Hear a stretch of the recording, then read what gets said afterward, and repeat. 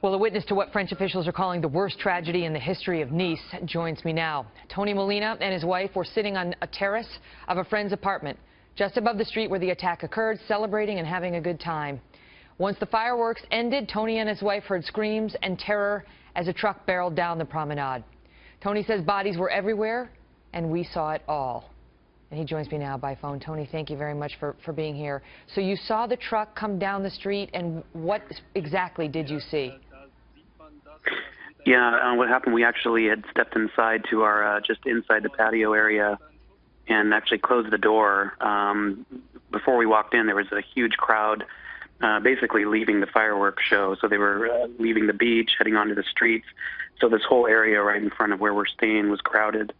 We were inside for just a couple minutes, and we started hearing what sounded like thumping and the crowd just getting loud. So we went back outside quickly to see what that was. I actually thought, well, maybe there were more fireworks going off.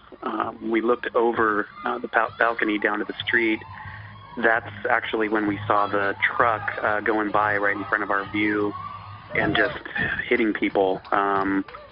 It was just unbelievable because initially it kind of looked like, well, maybe it's a drunk driver, but you know, we realized quickly that it wasn't. Seeing how it was driving, you know, purposely aiming for people and zigzagging and going at a pretty good speed. Did the people have any chance to get out from in front of it? Oh, I'd imagine, I mean, just looking down at the crowd, the way it was swerving around, I'd imagine people had no idea which way to go. And by the time we looked down, it had already gone, I'm guessing about half a mile, because it took us some time to get to the door after hearing all this thumping and screaming. And so, you know, I knew people down there must have heard things happening and not known, you know, really which way to go. So the size of this truck, I'm sure they really had no chance, whoever was in front of it. When it stopped, there's some confusion about whether the driver got out, whether he was shot by police while he was still in the cab of the truck. Did you see the end of it? Yeah, no, I wouldn't be able to answer that. The truck continued. Basically, the area that went in front of us, we're just west of the Negresco. And the area that went in front of us was on the sidewalk area, which is like a huge boardwalk. Once it got to kind of a pergola that's in front of the Negresco, it had to get back on the street, and we lost sight of it at that point. And probably several seconds later is when we heard massive gunfire, which I'm assuming is when the authorities, you know, stopped the vehicle. What was the condition of the victims who he left behind?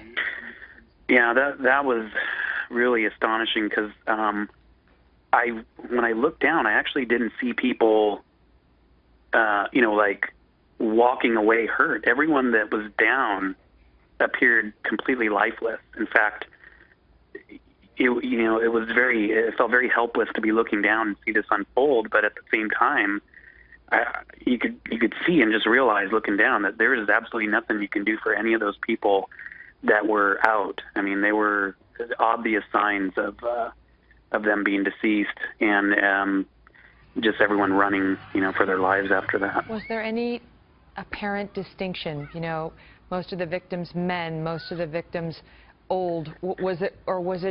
Did it appear to be completely random?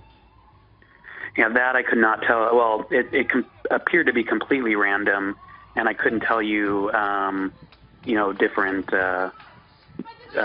genders or even ages.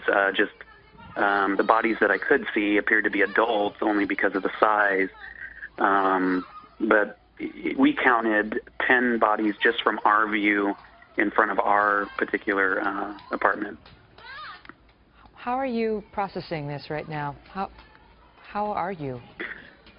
Yeah, you know, it's definitely rough. I feel awful that my son had to witness that, and we had no idea when we ran out to the balcony what we were going to see. So the fact that he saw that happen, and I feel bad for him. And at the same time, How old is he? I'm sorry, I kind of cut out. How old is your son? He's 14. Tony, we're glad you're okay. Thank you Thank for you. being with us.